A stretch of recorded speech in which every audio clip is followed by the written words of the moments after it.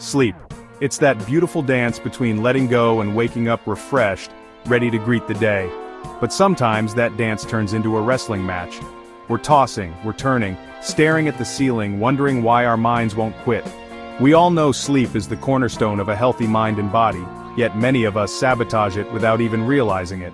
It's like showing up to a gunfight with a butter knife. What are the things you should avoid before bed to ensure a restful night? What's keeping us up at night? Let's find out. Sleep is the cornerstone of a healthy mind and body, yet many of us sabotage it without even realizing it. What are the things you should avoid before bed to ensure a restful night? Let's find out. Alright, let's talk about something we all do but probably shouldn't, staring into the abyss of our phones before bed. It's a habit that's become second nature to many of us. See, those screens, they emit this blue light and our brains, they think it's high noon even when the crickets are chirping outside. It's like tricking our internal clocks into thinking it's still daytime. That blue light, it messes with our melatonin production. Melatonin is crucial for signaling to our bodies that it's time to wind down and prepare for sleep. Melatonin, that's our body's natural sleep hormone, the Sandman's magic dust. Without it, falling asleep becomes a real challenge. When we're bathed in blue light, our brains are like, hold on, gotta stay awake, it's go time. Even though it's actually wind down time. This confusion can lead to restless nights and groggy mornings. You see, our bodies, they run on a natural sleep-wake cycle, a circadian rhythm. This rhythm is essential for maintaining our overall health and well-being. It's like a beautiful symphony with hormones rising and falling at just the right time.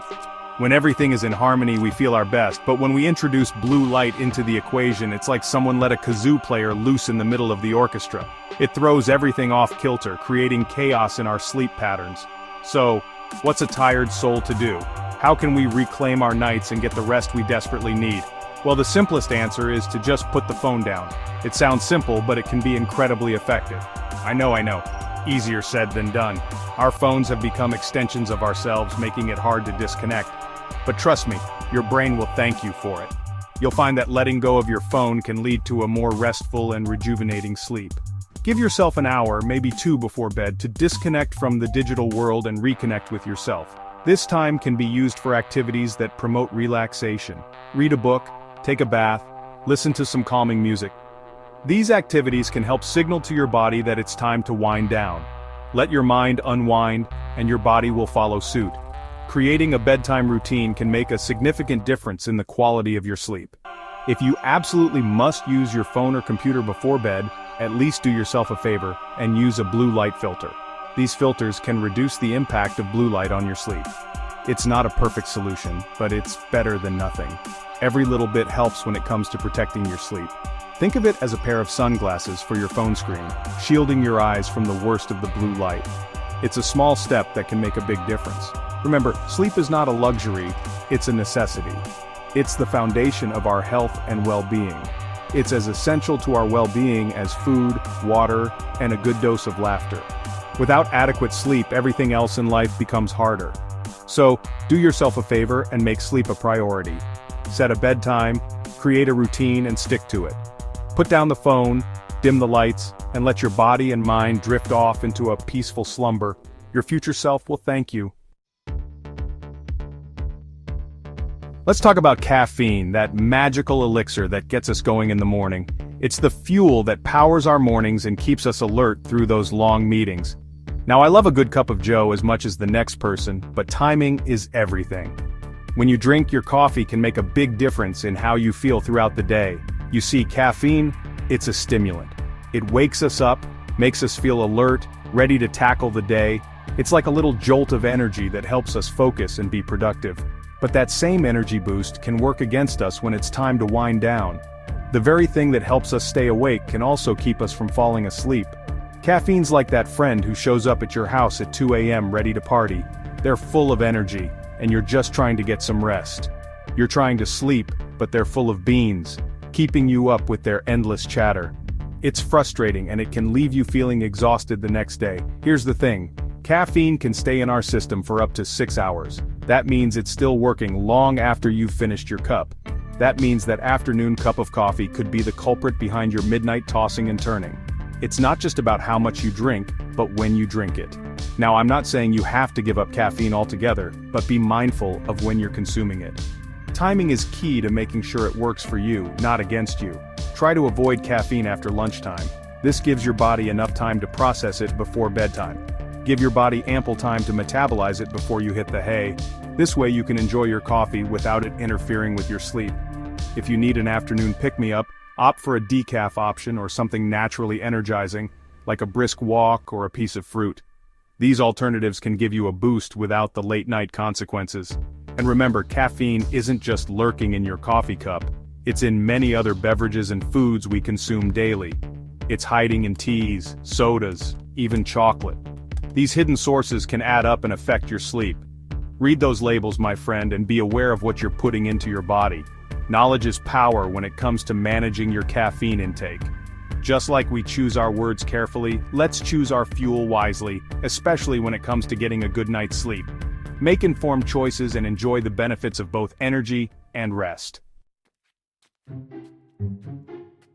Now, I'm all for moving our bodies, getting the blood pumping, feeling alive. Exercise is good for the soul, good for the mind, good for everything. But just like with most things in life, timing is key, especially when it comes to sleep. You see, exercise, it wakes us up. It gets our heart rate going, our blood flowing, our endorphins pumping. It's like giving our bodies a shot of adrenaline. And while that's great for conquering our day, it's not so great when we're trying to drift off to dreamland. When we exercise too close to bedtime, our bodies and minds are still buzzing. We're amped up, alert, ready for action, not rest. It's like trying to read a bedtime story while riding a roller coaster. The words are there, but your brain's too busy processing the excitement to really absorb them. Listen to your body. If you're feeling restless and your mind won't stop racing, a late-night workout might be the culprit. Try to finish your workouts at least a few hours before bed. This gives your body ample time to cool down and your heart rate to return to a resting state.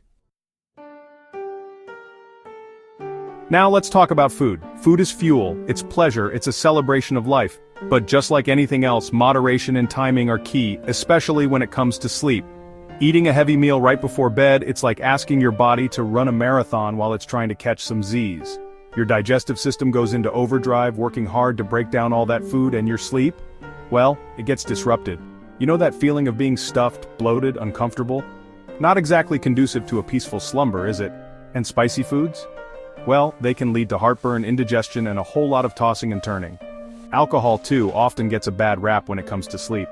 Sure, it might make you feel sleepy at first, might even knock you out cold, but here's the thing. Alcohol, it disrupts our sleep cycles. We might fall asleep faster, but the quality of our sleep suffers. We wake up feeling groggy, unrested, like we need another vacation just to recover from our sleep.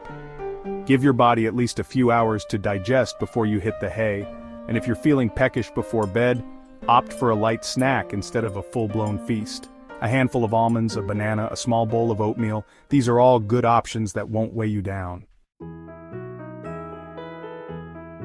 Now this one's a tough one. We've all been there, lying in bed, our minds racing like thoroughbreds at the Kentucky Derby. We're replaying past conversations, stressing about tomorrow's to-do list, caught in a whirlwind of what-ifs and maybes. But here's the thing about worry, it's a thief. It steals our peace, our sleep, our energy. It's like trying to meditate in a room full of screaming children. You might be able to find moments of calm, but true peace remains elusive. So, what can we do? Well, the first step is awareness. Recognize when you're caught in the worry spiral. Acknowledge the thoughts, but don't let them consume you. It's like watching clouds drift by. Observe them, but don't try to hold on to them. Journaling can be incredibly helpful. Sometimes just getting those worries out of our heads and onto paper can work wonders. It's like releasing them into the wild, letting them go free. Mindfulness exercises like meditation or deep breathing can also help calm the storm within. Even a few minutes of focused breathing can make a world of difference. It's like hitting the pause button on a runaway train, giving yourself a moment to catch your breath. Remember, we can't control everything. Life's going to throw curveballs our way, but we can control how we react. We can choose to feed the worry monster, or we can choose to starve it. By taking small steps, we can reclaim our peace and find a sense of balance.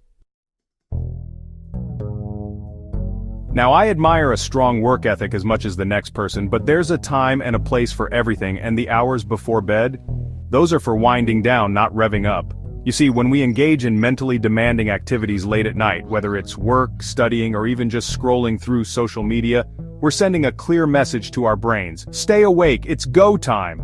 But our brains, they're not meant to be on 24/7. They need time to rest, recharge, process the day's events. It's like a muscle. We wouldn't expect to run a marathon without giving our legs a break, would we?